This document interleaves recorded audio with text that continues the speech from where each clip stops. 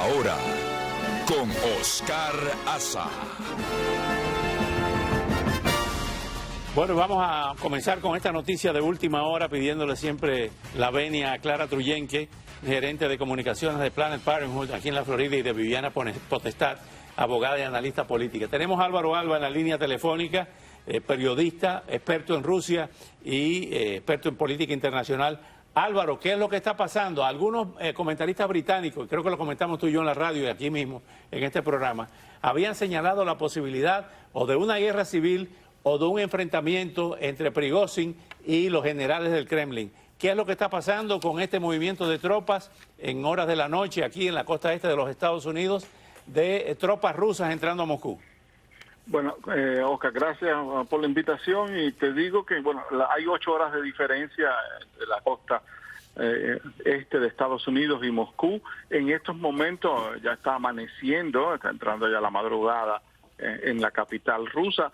Las tropas del Ministerio del Interior y las tropas especiales del Ejército han tomado puntos importantes de la capital, de Moscú y de la ciudad Rostov del Don, y tienen cerrada una de las principales arterias del país, que es la carretera M4 que va hasta Rostov, que une esa importante ciudad en el sur de Rusia. Y también, ya tú lo comentabas, el fiscal general se acaba de reunir durante toda la noche con el presidente, le ha informado de que le están acusando a Evgeny Prigozhin con el artículo 279 del Código Penal de Rusia, que es el que califica lo que se consideraría una insurrección militar. Y según la propia Fiscalía rusa, esto le llevaría a la cárcel de 12 hasta 20 años. Y la situación se inició al darse a conocer unos audios que fueron publicados en las redes sociales de Prigozhin, acusando al ministro de Defensa Shoigu de visitar Rostov y de allí querer controlar y poner bajo el mando del ejército a esta compañía Wagner. El Prigozhin inclusive acusa a los militares rusos de haber bombardeado y de haber atacado con helicópteros sus campamentos militares.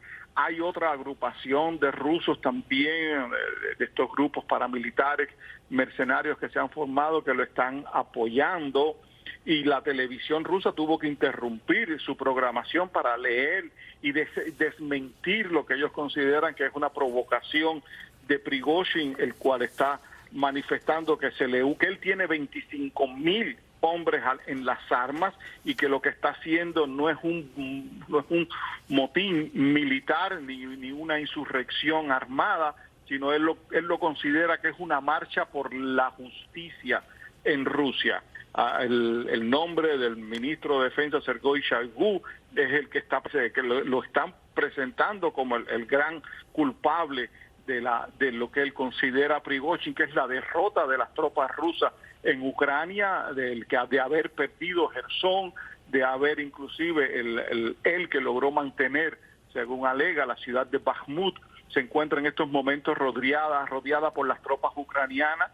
Y lo que siempre comentábamos, que la guerra en el Kremlin es siempre una pelea de mastines debajo de una alfombra, y estamos viendo hoy cómo la alfombra se está moviendo con tanques y con helicópteros. ¡Qué horror! Hay que mantener la información, ver qué está saliendo.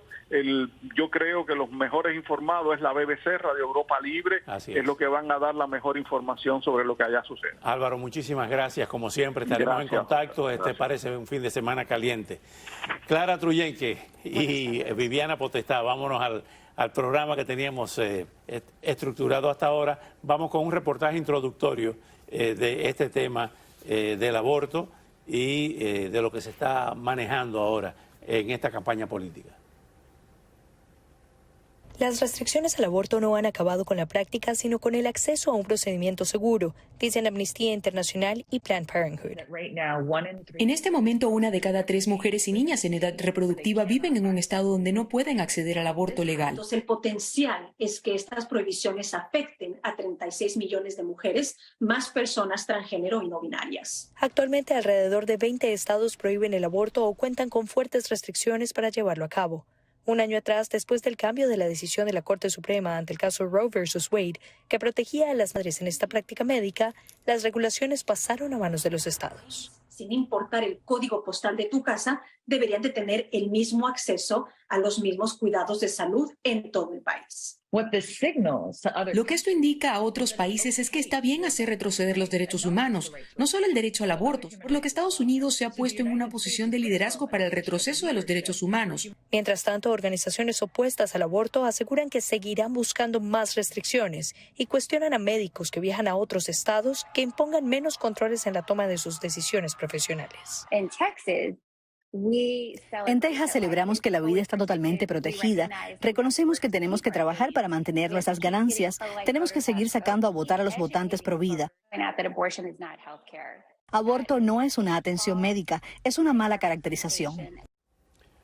Bueno, y como una tormenta perfecta, el tema coincide con esta campaña electoral y tenemos aquí, como habíamos anunciado, a Clara Truyenque, gerente de comunicaciones de Planned Parenthood, aquí en la Florida, y a Viviana Potestad, abogada y analista política republicana. Muchas gracias por estar aquí ambas. Clara, ¿corre peligro la organización de la cual usted es portavoz de desaparecer luego de la reversión de la ley Roe versus Wade? Peligro no corre en absoluto. Para nada. Seguimos trabajando y, de hecho, puedo confirmar que se ha cuadruplicado el número de pacientes que reciben nuestras clínicas desde hace mañana ahora un año. O sea que peligro para nada. No solo ofrecemos servicios de aborto, recordemos que tenemos muchísimos más. Solo que gusta mucho el dar énfasis solo a ese servicio, pero no. Tenemos muchos más servicios. De hecho, antes de ayer justamente lanzamos un nuevo servicio que va a ser muy popular. Tenemos multitud de llamadas ya y es el servicio prenatal. El servicio prenatal. Ahora, 25 mujeres viven en estados con prohibición del aborto. ¿Están yendo a otros estados donde sí se permite el aborto, Viviana? Puede ser, y están en todo su derecho a hacerlo. La ley que pasó a la Corte Suprema le dio el derecho a los estados para poder dictaminar qué quiere hacer cada estado individualmente. Y si una persona piensa que quiere tener un aborto 2, 3, 5 y que el estado puede seguir pagándoselo, pueden ir a un estado como Nueva York o California, que con mucho gusto el dinero del contribuyente está disponible para pagar los abortos, aunque hay 18 otros métodos de formas de contracepción. Tanto los precandidatos de Santis y Trump, y no podemos disociarlo de la campaña porque coincide con esta campaña o con esta precampaña republicana, han recibido el apoyo abrumador de los evangelistas antiaborto en los Estados Unidos. Esto ha tenido también una connotación religiosa cuando estos activistas protestantes en su gran mayoría y la Iglesia Católica también está en contra del aborto. ¿Cómo lo ven ustedes? ¿Cómo manejan ustedes esa situación? No es una situación que tengamos que manejar. El problema es que estamos mezclando churros con meninas, ¿no? Que se suele decir. No podemos mezclar la ciencia con la religión, no son opuestas. Hay personas que pueden ser católicas, budistas, cristianas, lo que quieran ser. Nada tiene que ver, la religión nada tiene que ver con las decisiones personales sobre nuestros propios cuerpos y nuestra salud. Y decía Viviana hace unos segundos, hay personas que pueden abortar 1, 2, 5 veces. Vamos a ver, es que no creo que tenga que tomarse así a la ligera. O sea, no tenemos pacientes que acuden 5 veces a hacer un aborto, y aunque los tuviéramos, tenemos pacientes que, lo he visto con mis propios ojos, he estado en esos centros de salud y han experimentado auténticas situaciones que no se pueden ni imaginar. Tenemos pacientes de incestos, víctimas de incesto. Tenemos pacientes que vienen recién violadas. Esas pacientes, ¿qué van a hacer? En lugar de abortar, ¿tener un hijo de un violador? Bueno, en todas las leyes hay excepciones. Yo creo que la excepción de la violación y la excepción de la violación y del incesto es algo que moralmente nadie va a estar de acuerdo con eso. Ahora bien, hay aspectos filosóficos que sí tienen que ver con la religión y con el derecho de la mujer como ser humano, y es cuando comienza la concepción en el tema del aborto. Las iglesias dicen que es en el momento de la concepción. Hay otros que dicen que no, que es cuando el feto ya se va desarrollando. Esa va a ser una discusión eterna. ¿Cómo lo ven ustedes en la clínica? ¿Cuándo comienza realmente la vida de un ser humano? La vida de un ser humano es que es muy gracioso porque depende de muchísimos factores. No solo tenemos que ceñirnos a la fe y a la religión.